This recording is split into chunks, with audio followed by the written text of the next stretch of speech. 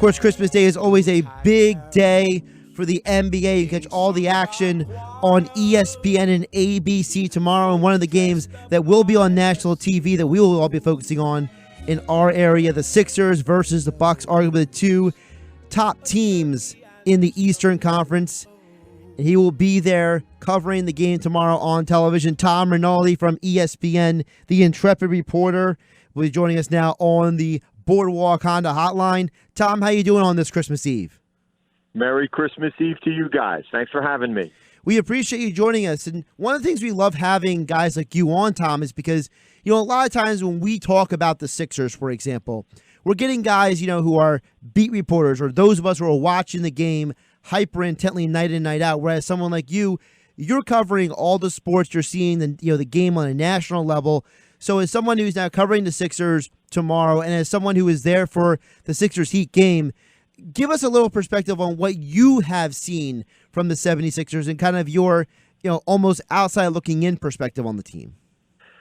So this will be the third game I'm doing with the Sixers this season on sideline. I actually have been a little bit of the black cloud, guys. They were undefeated at home until last week when the Heat put on a bravura performance and held off that tremendous comeback by the Sixers late in the fourth, an open shot that if it had fallen might have turned the tide for Philly. That didn't work. And then a really impressive performance by the Mavs without Luka Doncic, again going to that zone, which flummoxed the Sixers. So they've obviously gotten back on track since, but there's nothing to sneeze at 15-2 at home, we know. But they were the last undefeated team to fall. And what other teams saw in a copycat league in terms of challenging the Sixers with zone might be a little bit overblown, guys, because there were open shots generated and they didn't fall. But I would expect that the zone is going to be trotted out with a bit more frequency until the Sixers can show they can solve that and beat it with consistency. And, it seemed like the Bucks, they got so much length. I mean, beyond Giannis, they got guys like Middleton, Lopez. They have, Matthews. They have a lot of guys who have that long reach. So you would think that even if the Bucks don't, go out there with a pure zone, Tom, you're probably talking about a Milwaukee team that has all the athletes to give the Sixers trouble on any aspect on defense. You're also talking about a team, guys, right, at 27-4, which, and we know we can always be leery at Christmas to talk about what a team is on pace to do. Injuries happen, fatigue happens, lulls happen. But as of right now, sample size from opening tip to Christmas Day, they're on pace, guys, to have the third best record in NBA history. They are clicking on every cylinder. Of course, it all goes through Giannis, who's playing even better than he did last year, which is what he vowed he would do after winning the MVP. Obviously, so many people are going to focus on Giannis against Embiid. The truth is, we all know what Giannis did the last time they played, going for 50-plus. But Embiid has gotten his as well. Both guys have played really, really well in this matchup. It becomes, to a degree, about how much can you limit Giannis, let's say, beyond 30, and what are the other players going to be able to give you in the matchup? It's such a fascinating matchup between two really big bodies. Nobody as big as Joel, but I think it's a fantastic look at those two guys who really like to compete against each other. Tom, speaking of Joel, have you ever seen a guy accept and embrace criticism as much as Joel has in any other sport? I mean, I feel like, a lot of guys in today's world, and I don't want to be mean, but a lot of these guys are hypersensitive. They're jumping on social media, they're criticizing fans, they're criticizing each other. And when Shaq and Charles Barkley said what they said about Joel Embiid, he embraced it, he owned it, and it seems to have helped him become a better player. Okay, but if I were to counter, I would. He's a tremendous player. And he did certainly react. He didn't shy away at all from that criticism. He said he was glad to hear it. He knows he needs to improve. I think we've all seen that Embiid is as good as any player in the league on a given night. You guys know this better than I do. It's more about the consistency of that output and performance and effort and passion. And with that consistency, that grows into dominance. I think everyone in the Philly fan base is incredibly appreciative of what kind of player Joel is. The question is, how often do we get Joel Embiid performing at his highest note? He did perform that way right after being stoked by that criticism, and he did seem to embrace it.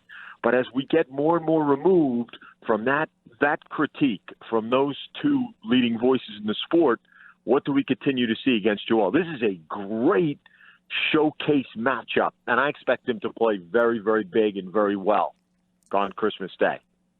Tom, when I take a deeper look into three players in particular all playing tomorrow in the same game, and I'm talking about Ben Simmons, Joel Embiid, and Giannis Antetokounmpo, I'm watching that game against the Lakers where Giannis was the best player on the floor. I mean, he just was the best player on the floor. Three-point shot was falling. He's getting into the lane. When that game needed to be taken to another level, Giannis was the guy. And then I look over at two guys, one guy being the number 1 overall pick in the 2016 draft, and another guy being the number 3 pick in the 2014 draft. And to me, with all due respect to Joel and Ben, they just, to me, haven't really gotten that much better in the last 2 seasons, while Giannis has continuously gotten better and better and better. And these two guys are looked at as guys that are supposed to be taking that torch along with Giannis into this next wave of NBA superstars. Am I wrong in thinking that that's a problem right now? No, I don't think you're wrong. I think you sound definitively Philly and South Jersey-like. You sound demanding.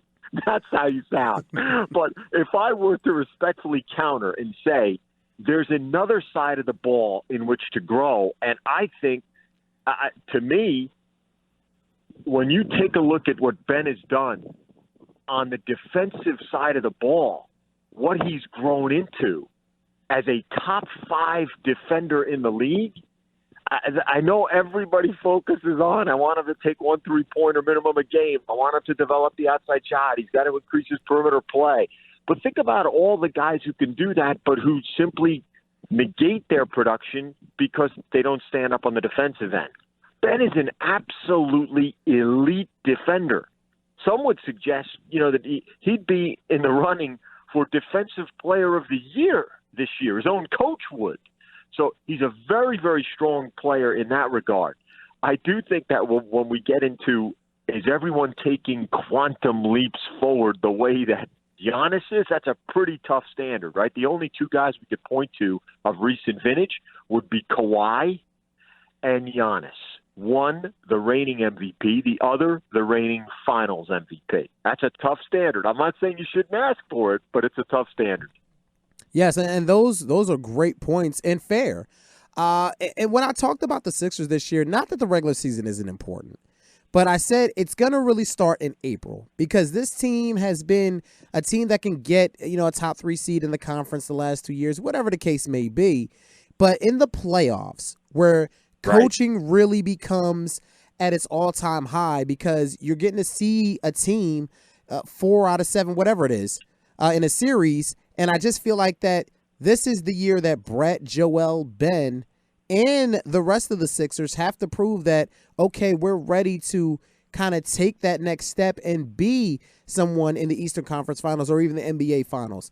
If that doesn't happen, and we're far away from that, do you put it more on the development of the players, or is Brett just not the guy?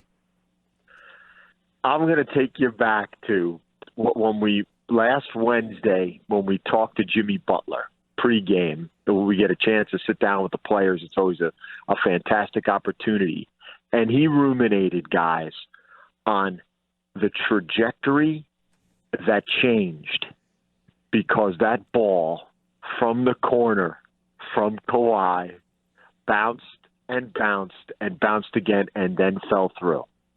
If that ball does not fall through, if that shot doesn't drop, how different is the potential trajectory of the Sixers?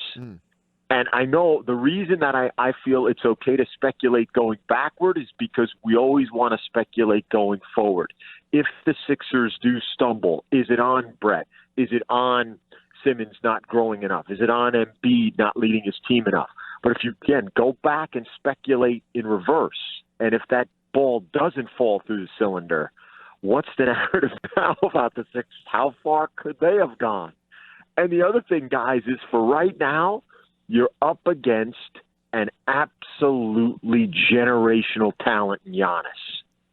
And they have built that team very smartly and successfully around that generational talent. And he's continued to improve. He's got a great coach with him, et cetera. We're such a long way from April when the second season will start. But I believe me, this we know. The narrative will only grow if the Sixers don't get farther than they did last year and maybe to the finals. That may be the only thing that would satisfy the fan base who has trusted the process. Tom Rinaldi joining us, the Boardwalk Honda Hotline on 97.3 ESPN, part of ESPN's coverage, Bucks versus Sixers. The first of the triple header on ABC tomorrow. Of course, the basketball action begins at 12 p.m. with Raptors and Celtics on ESPN TV, and then Sixers versus Bucks, followed by Rockets, Warriors, Clippers, and Lakers on ABC, and then the nightcap, Pelicans at Denver on ESPN TV.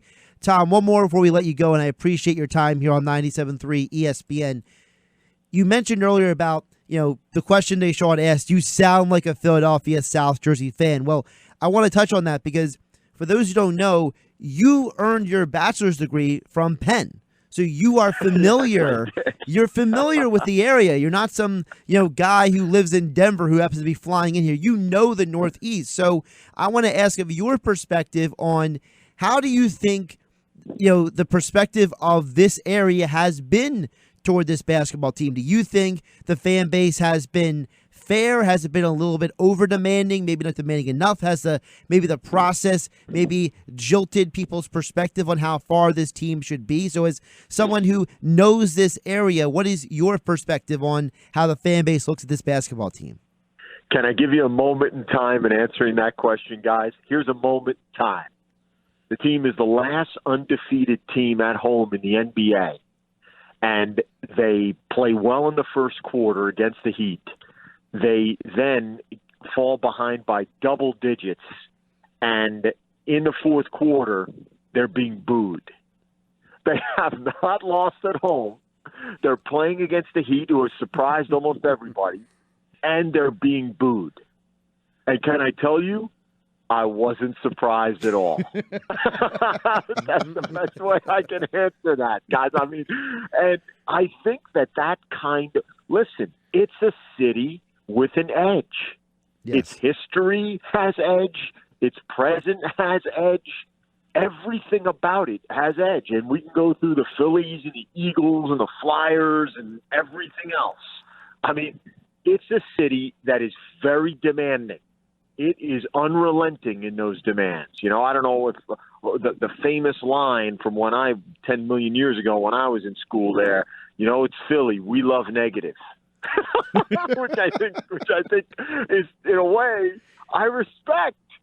Because, listen, nothing is worse than indifference, right? Mm-hmm. Nothing is worse than neutrality. I don't know if anyone saw the movie Whiplash, but the famous line from the teacher to the aspiring drummer that there's no two words in the English language more damaging than good job.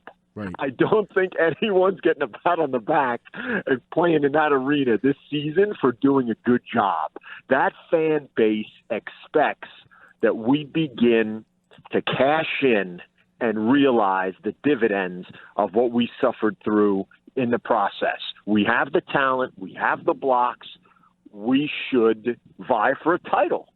And any other things that are in play, guys, Giannis, the fact that the East is now better than the West, all meaningless. Boos in the fourth quarter for a team that has not lost at home. That's Philly. He is Tom Rinaldi. You can catch him on the television side. ABC tip-off right after 2:30 on ABC television. He'll be on the broadcast. Tom, we appreciate your time here on 97.3 ESPN. Enjoy the game tomorrow. Okay, guys. Merry Christmas to you. Thank you for having me. Happy holidays to everybody.